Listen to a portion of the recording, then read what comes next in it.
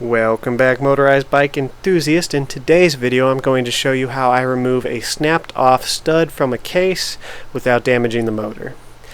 If you're one of the unfortunate souls who's purchased a motor with 6mm mounting hardware, then this is something you're probably going to have to do eventually, as personally I've snapped 3 of these in my lifetime of building motorized bikes. As a bonus, at the end of the video I'm going to be drilling and tapping the hole for 8mm hardware, but that's only a bonus because I don't have a lot of experience drilling and tapping, so my information might not be the most reliable source. However, removing the stud in this situation I think is something that can benefit everybody. It doesn't require many specialty tools. I'll be using a Dremel with some fine cutting bits, ideally diamond cutting bits, the smallest ones I have. I'll be using a standard drill with some standard drill bits and a set of easy outs. I'll also need a hammer. I've seen these studs snap in all different shapes, and mine's kind of the worst case scenario, whereas it hasn't snapped flat. So using a standard drill bit or even a punch to get a hole started would be really difficult, especially considering that the 6mm are small and tricky to work with. This is where the diamond cutting bit on the Dremel comes in handy. I start by centering the Dremel as best I can on top of the damaged section of stud. For me it's a little mound.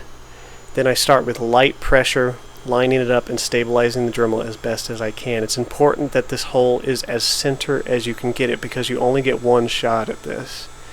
I apply light pressure at first, and once the Dremel has kind of settled into the center, then I apply moderate pressure. You want to keep the Dremel from chattering. You'll feel the vibration. If it's chattering, then you can try applying more pressure or just moving to a different size cutting bit. Once I get it started with the smallest cutting bit, I'm going to move up to a slightly larger cutting bit. At this point I've got a good solid center hole started.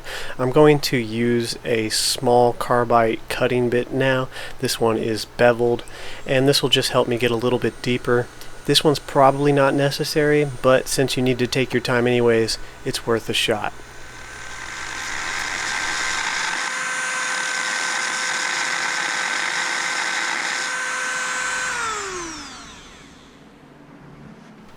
After the hole's been deepened with the carbide bit, I will go back to my smallest timing bit to get it a little deeper in the center and create a new pilot hole within the hole we've currently drilled. This is because you can't go too deep with the smallest bit. The Dremel will eventually start to chatter regardless of pressure, so opening up the base will help you get deeper, and you'll just be swapping bits back and forth as you try and get as deep of a pilot hole started as you can. After I've gone about as far as I can with the Dremel, I'll switch over to a small standard drill bit. The size is irrelevant, it's just what's comfortable to you. Something large enough that's not going to immediately snap off, but something small enough to fit inside the base of the pilot hole. This just so happens to be a 5/64, smallest one I have, but I think any smaller than this you risk snapping off. Now here I've reinstalled the second good stud so I can visually line up the drill bit as best as I can. Because I don't need to drill very deep into this stud, it's not critical that you're perfect. You still want to be as straight as possible. If you plan on upgrading the hardware like I do to larger studs, then there's a little more wiggle room for imperfections. But if you plan on just replacing these with 6mm studs, which I don't recommend, then try and make sure that this hole is drilled as straight as you possibly can.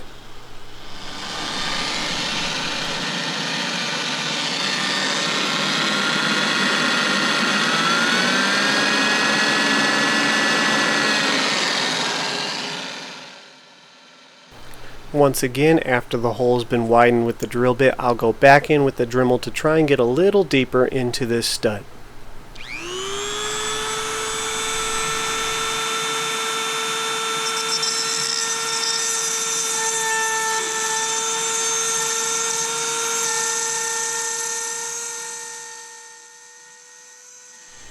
Then I'll come back with the drill once again using a slightly larger bit. I think in this case I'm using a left-hand threaded bit, but I've found that on these small 6mm studs it doesn't matter, it's not going to help one bit, so you can just go ahead and use standard drill bits. Now I'll be getting my small easy out size. In this particular situation it's labeled as a number 1, but I don't know exactly what size it is. And this next step is very important. You need to tap this in with a hammer. Try and tap it in as straight as you can and make sure it's in there good and solid.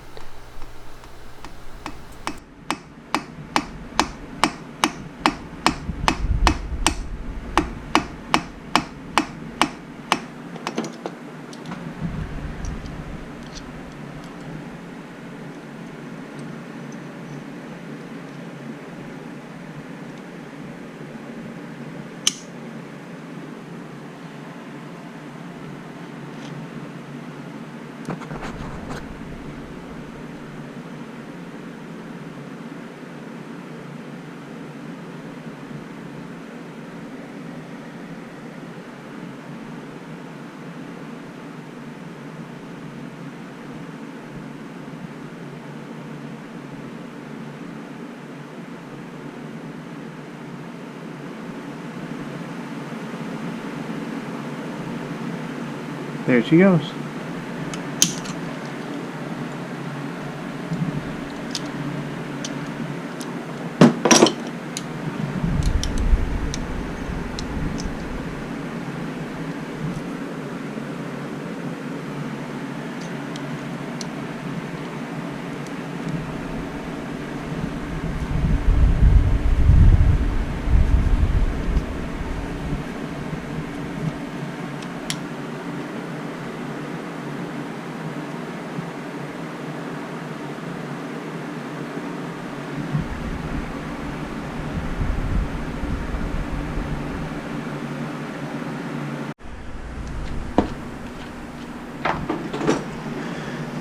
Alright, so our bonus section of video.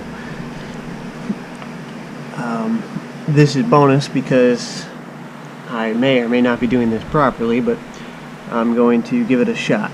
Anyways, I worked my way up in drill bits one step at a time, boring out the hole until I got to 17/64ths. Okay? And at 17/64ths, I believe, is the closest you can get without going over, at least with the set I have. There may be more incremental steps with different drill bit sizes. Anyways, at 17/64ths is where I stopped, because I think if I go any bigger it's going to be too big. The next step up I have is 9/32, and that looks too big. So we have a M8 tap with a 1.25 thread pitch, which should let me use M8 bolts with a 1.25 thread pitch. Hopefully. I've done this before. I just can't remember all the details. So I got my tap on there, lined it up as best as I could, and we're going to try and tap these holes. Wish me luck. I might try putting my drill bit back in the bottom like I did with the Dremel and the stud to help me kind of eyeball it. And eyeballing is never the phrase you want to hear when you're tapping a hole, I assume. But it's the best we got. Alright.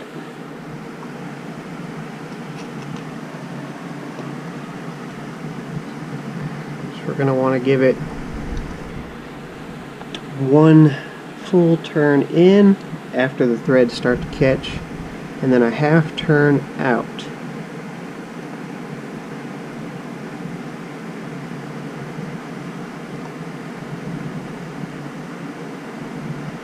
Alright, there's our half turn out. Now let's go ahead and give it another full rotation. Going slow, letting the threads cut and do the work for us. So half turn in. If you snap one of these dies off in that hole, you pretty much are going to scrap the motor, because this is hardened steel, I believe, and you won't be able to use the Dremel technique to get that out. So there's our full turn in. Let's go half turn out. Okay, and let's give her another full turn in, starting where we left off. Alright, so I think we have success using a bit of goop. I was able to determine we got that much thread into the motor before the tap bottomed out. And I believe I'm using a bottoming tap. Tapered taps, they're kind of pointier. The starting threads go up a bit higher. Probably will not work on these motors because you don't have a whole lot of depth on that hole, meaning that the usable threads, you wouldn't have very many usable threads. Ideally, I like something that has more of a shallow bottom, I guess you would say, so I would have more usable threads, because I think the first 2 or 3 threads aren't really going to grab the bolt well unless the bolt kind of eats its own metal out of there. I don't know. Anyways, it's what I got, so it's what I'm using. So this seemed to work pretty good. Let's go ahead and do the bottom one on camera. Also like to mention, as I've stated before with the exhaust system, using studs is going to be better in almost every situation than using bolts. Now, I can't find any M8 studs, so what I may end up doing is just cutting the head off of this bolt, cleaning the threads up, and using it as a stud if it's long enough, but I don't think it's long enough. I'll probably have to get some longer ones. But the reason why I would not want to use a bolt on the motor mount as opposed to a stud is because, well, I have to Dremel this out. So let me find another one. There we go. Because with a bolt, your thread depth is limited by the mount itself, and it's the same on the exhaust. Now this means that if this is too wide, you're not going to be grabbing all the thread that you could, and you're going to have a weaker connection, which is more prone to stripping out. However, if this is too shallow, which is the case in a lot of exhaust systems, then your bolt is going to bottom out in the motor without engaging the mount. And you would have to add washers, carefully measure so you have just enough spacing in between here so that the bolt both holds the motor strong to the frame but doesn't put too much pressure on the thread. But with a stud, you eliminate all that guessing work, because you can get a stud as long as you want, put it in the motor until it's bottomed out so it's grabbing all the threads, and then you adjust the clamping force with a nut. So if at all possible, on this, the exhaust, the intake's not as important because it's not under a lot of stress, but definitely the exhaust and the mounting points, try and use studs over bolts, because with studs you grab onto all the threads you can without bottoming out and risking cracking the case or stripping the threads, and you can clamp it down onto the frame as hard or as lightly as you'd like. There's no guesswork. In this case, we'll see how I feel. We'll have that much, actually a little less because we got the clamp, that much there. What I'm probably going to do is I'm going to go back to the store, get a longer M8 bolt, cut the head off, turn it into a stud, and do that. Anyways, let's go ahead and get this hole tapped. Now, I started it without lubricant, and I think on aluminum, soft metals, you don't need lubricant, but when I added the 3-in-1 oil, it was a lot easier to tap out that hole. It was instantly like half the force. So we're going to go ahead and do that again.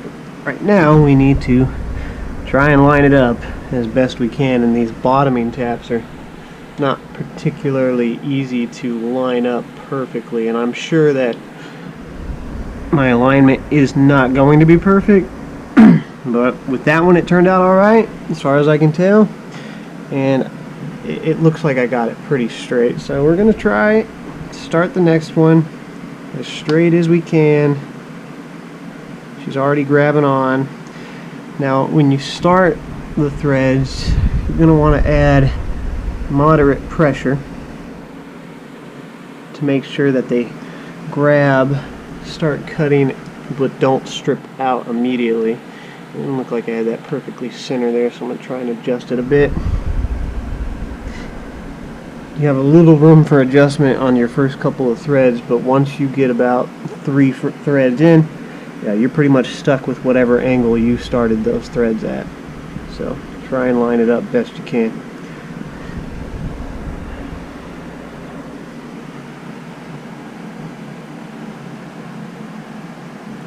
Really hard to tell, man.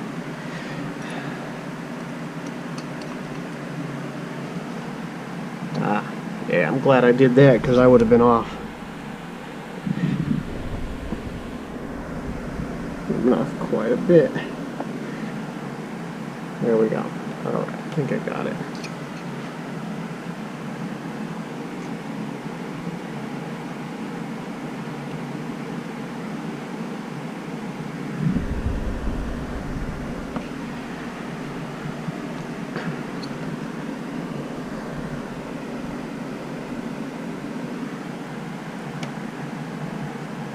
This one's being a little more finicky than our first one was.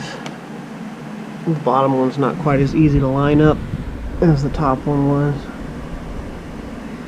I think we just about got it. You can see plenty of metals already starting to come out.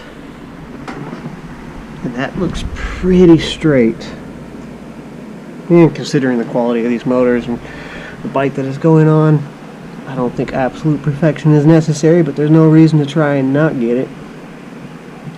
Alright, we've got our thread started. We'll go one more in, then we'll oil it. Now, with these bottoming taps, which I think is what I have, it's not going to pull all of the shavings out of the hole. And it can build up shavings underneath the tap, which can get compressed at the bottom of the hole. So if you have an air gun, every couple of turns you'll probably want to pull it out, spray in that hole and blow those shavings out. In my case, I'm not doing that because I'm not too concerned, but that's something that I would recommend doing, especially if it's the only motor you got. Let's take it out. Anyways, let's go ahead and oil it up. Good bit of oil in there. There we go. And some on our tap there. Alright. Let's get her down.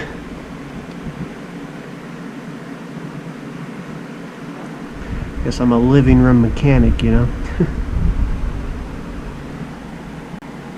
Should we grab onto the right threads?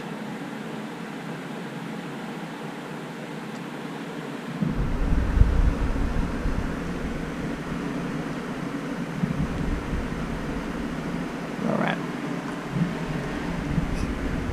Before we stopped, we can take this out. Don't need that no more. So we got what we got now. So however I lined up this tap, that's where our threads are going. I'm doing half turns in, half turns out. Just being a little overly cautious, you know. Don't rush yourself, don't get in a hurry. I have a bad habit of that. I did the first one, went real smooth, so I might get excited and go too fast on the next one. Now if your tap is biting so hard into the metal that it's slipping on the chuck, don't go taking a pair of channel locks or pliers and clamping down on this real hard, because that If it's slipping through the chuck when the chuck's hand tight, it means you're already doing something wrong. The hole wasn't drilled big enough, or you're trying to go too fast, or you haven't been backing out the chips or whatever. But I believe that these are only supposed to be hand tight, and if the chuck slips in here, then there's something wrong with your setup. The first time I tried it, I drilled the hole too small, and I was trying to remove too much material, and the tap kept slipping in the chuck. So I just thought didn't have it tight enough, so I grabbed a pair of pliers, clamped down on that sucker, and then started putting all my weight into this cutting in, and and those threads were screwed. Can't remember exactly what happened, I just remember it was bad.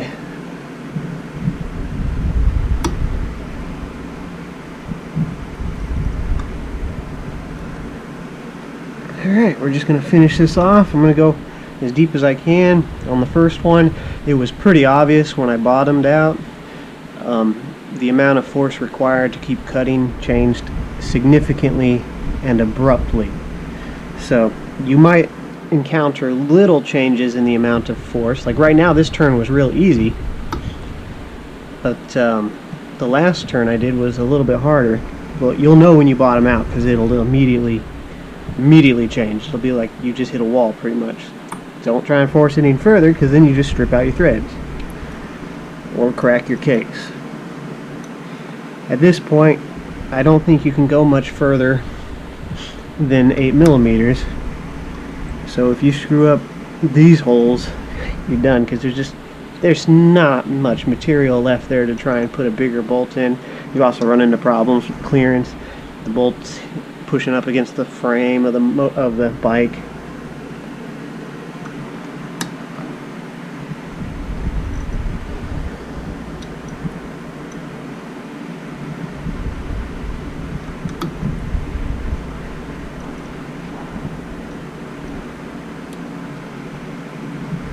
And there it is. Right there we hit bottom. Yeah, not going to force it. It's an abrupt change. Very obvious.